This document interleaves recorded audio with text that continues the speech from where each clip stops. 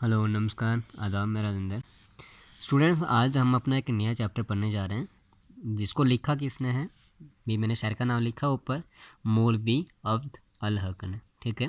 और है क्या, कहानी क्या है हमारी, हाली के ऊपर।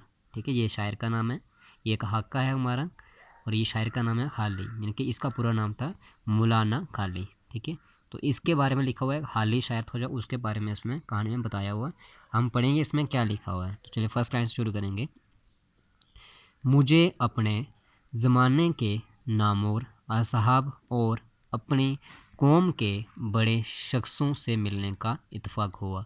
अब ये कौन कहता है? ये मौलवी अब्द अल हक कहता है, जिसने इसको लिखा हुआ है कि मुझे अपने ज़माने में नामूर असाब हो गया बड़े बड़ी हस्तियाँ, और अपनी कौम के बड़े जिनके अपने काबिल बड़े बड़े शख्सों से मिलने का इत्फाक हुआ। ये एक शायर था और कहता है कि मुझे काफ़ी बड़े बड़े शायरों के साथ मिलने का भी मौका मिला है, लेकिन मौलाना हाली, यानी इस शायर की बात करता है कि मौलाना हाली जैसे पाक सैरत और हसाइल का बुज़ुर्ग मुझे अभी तक कोई नहीं मिला।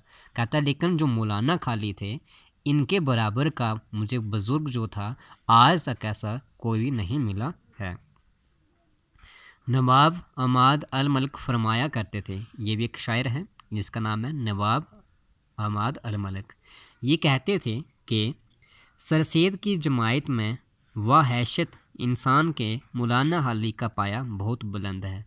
तो कहता कि नवाब अमाद अल मलिक जो थे, ये कहते थे कि सरसेद की जमायत में वह हैसियत, यानी कि सरसेद के मुकाबले में अगर हम बात करें तो मौलाना हाली का जो पाया बहुत बुलंद है, जिनके मौलाना हाली का जो मुकाम है वो बहुत बुलंद है, काफ़ी ऊंचा है। बुलंद होता है ऊंचा। ठीक है, इस बात में सरसेद भी इन्हें नहीं पहुंचते थे।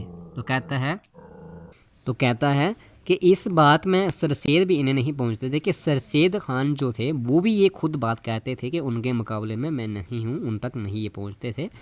जिन लोगों ने उन्हें देखा है या उनसे मिले हैं, वो ज़रूर इस कौल की तस्दीक करेंगे। तो कहता है कि जिन लोगों ने भी उन्हें देखा, उन्हें मतलब कि इसको मौलाना हाली को देखा है या उनसे जो मिले हैं, वो ज़रूर इस कौल की तस्दीक करेंगे। तस्दीक होता है सच्चा होने की। ठीक है, जैसे यहाँ पे तस्दीक आया तो मैं आपको लिख के दिखा देता हूँ। अब तस्दीक क्या होता है? सच होने की तायद,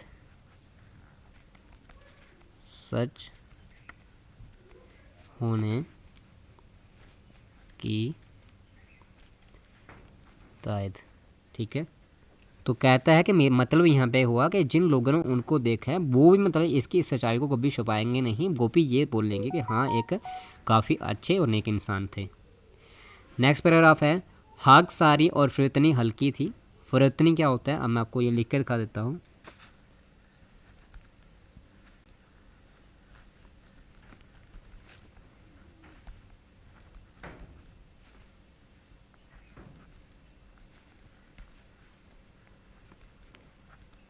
फिरतनी होता है गरूर का ना होना, यानी कि घमंड ना होना। तो मौलाना हाली में हाक सारी और फिरतनी यानी कि घमंड गरूर बिल्कुल नहीं था।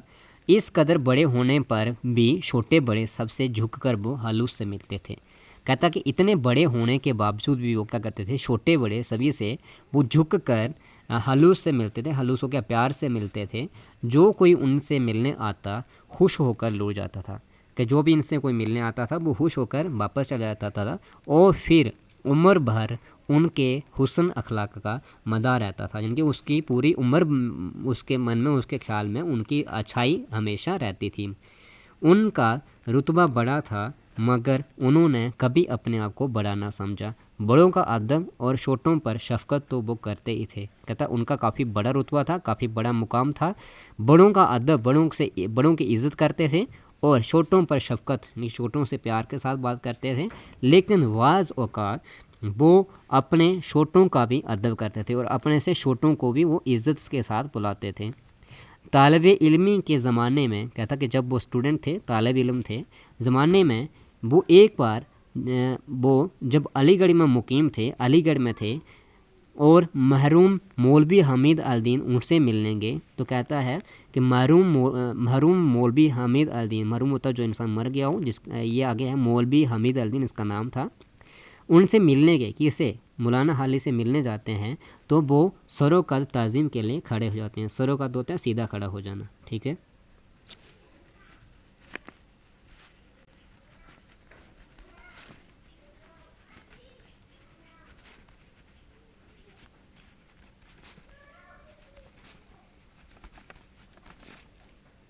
तो वो जिनके सीधे खड़े हो जाते हैं।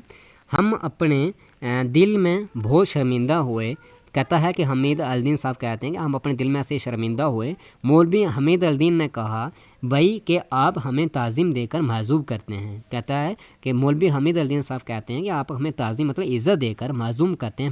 महजूब हो गया शर्मिंदा होना, ये आ गया महजूब।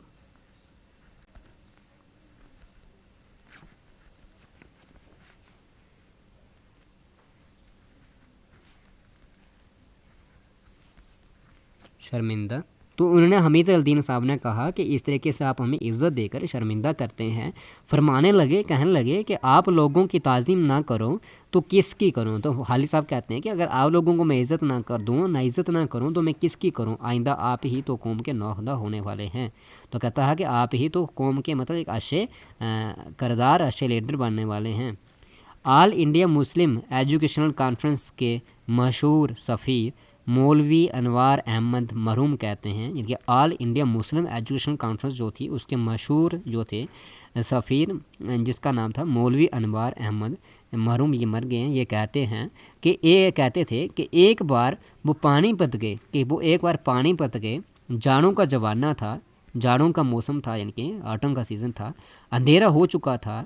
स्टेशन से सीधे मौलाना के मकान पर पहुँचे। तो कहता है अंधेरा हो चुका था। तो ये अनबार साहब कहते हैं कि वो पानीपत में गए तो वो सीधे कहाँ से, जब स्टेशन पर उतरते हैं तो वहाँ से सीधे मौलाना हाली के मकान पर पहुँचे, नहीं मौलाना हाली के घर पर चले जाते हैं।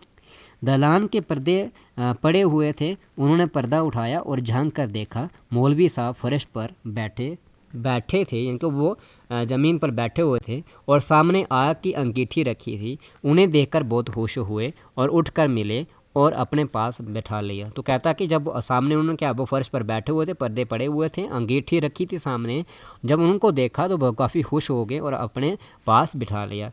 मजाज पुरसी के बाद कुछ देर उधर उधर की बातें हुई, यानी कि मुलाकात के बाद कुछ देर उधर उधर की बातें होती रही।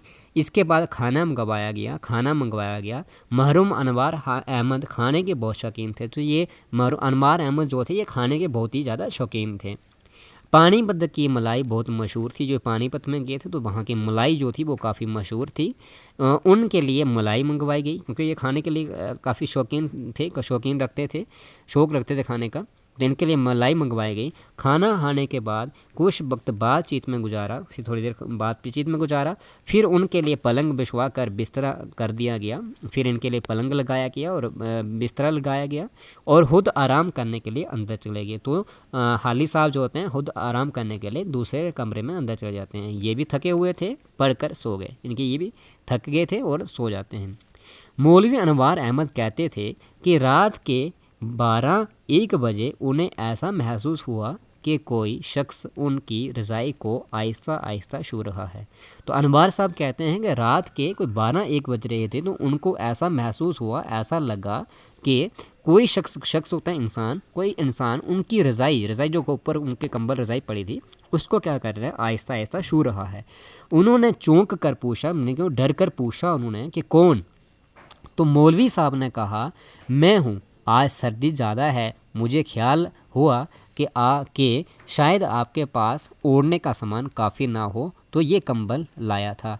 तो मौलाना हाली साहब जो कहते हैं, मौलवी साहब ये कहते हैं कि आज सर्दी ज़्यादा है, मुझे ख्याल आया कि शायद आपके पास ओढ़ने का सामान काफ़ी ना हो तो मैं ये कंबल लाया। तो उन्होंने कहा कि मुझे आज याद आया कि आज सर्दी जो ज़्यादा है तो आपके पास रज़ाई हो सकता है कम है, जो सामान कम है ओढ़ने का, तो इसलिए मैं कंबल लेके आया था और आपको उड़ा रखा था और आपके ऊपर में ये कंबल डाल रखा था। अनवार अहमद साहब कहते थे कि मुझ पर उनकी इस शफ़क़त का ऐसा असर हुआ कि पूरी उम्र भर नहीं भूल सकता। तो कहता है अनवार साहब कहते कि पूरी उम्र मुझे वो बात याद रही कि हाँ, खुद से ज़्यादा उन्होंने मेरा उस दिन ख्याल रखा। मेहमान के आने से और अक्सर ऐसा होता था, वो बहुत खुश होते थे। तो कहता कि जब भी उनके घर में कोई मेहमान आता था, जो कोई नया इंसान आता था, शख्स आता था, तो वो बहुत खुश होते थे। मौलवी हाली साहब बहुत खुश होते थे और सच्चे दिल से हाथ तवाज़ा करते थे और सच्चे दिल से उनकी सेवा करते थे और उसको खुश रखने की कोशिश करते थे और उसे भी खुश रखने की कोशिश करते थे। मौलाना बहुत ही रकीब अल कलब थे। रकीब अल कलब, रकीब अल कलब क्या होता है? काफ़ी अच्छे नेक इंसान थे, नरम दिल इंसान। दूसरे की तकलीफ़ को देखकर बेचैन हो जाते थे। कहता कि दूसरे इंसान की तकलीफ़ को देखते थे तो खुद बेचैन हो जाते थे, खुद भी परेशान हो जाते थे। और जहाँ तक अख्तियार में होता था, अख्तियार यानी कि उनके बस में होता था, उसके रफ़ा करने की कोशिश करते, यानी उसकी मुश्किलों को दूर करने की कोशिश करते थे। रफ़ा क्या, दूर करने की कोशिश करते थे। हाजतमंदों की हाजतें रवा करने में बड़ी फ़राख दिली से काम लेते थे। हाजतमंद हो गया ज़रूरतमंद लोग, वो लोग जो ज़रूरतमंद लोग हैं, उनकी ज़रूरतें, हाजत रवा क्या, ज़रूरतें पूरी करने में भी हमेशा दिल से काम लेते थे। बावजूद ये कि उनकी आमदनी कलील थी, इसके बावजूद कि उनकी आमदनी जो इनकम सोर्स था वो काफ़ी कलील थी, कलील हो गया इनकी कम थी, लेकिन अपने पराए खसूसन मुसीबत ज़िदा लोगों के साथ सलूक करते रहते थे। सिफारिशें लेकर लोगों के काम निकालते थे, जिनके किसी के साथ मेल मिलाप करके लोगों के काम करवाते थे। इसमें बड़े छोटे की कोई तहसीस ना थी, जिनको कोई छोटे बड़ी की कोई उसमें बात नहीं होती थी। बामरबत ऐसे थे कि इनकार नहीं कर सकते थे, जिनके हमेशा वो काम करने के लिए तैयार रहते थे, किसी भी बात से इनकार नहीं कर सकते थे।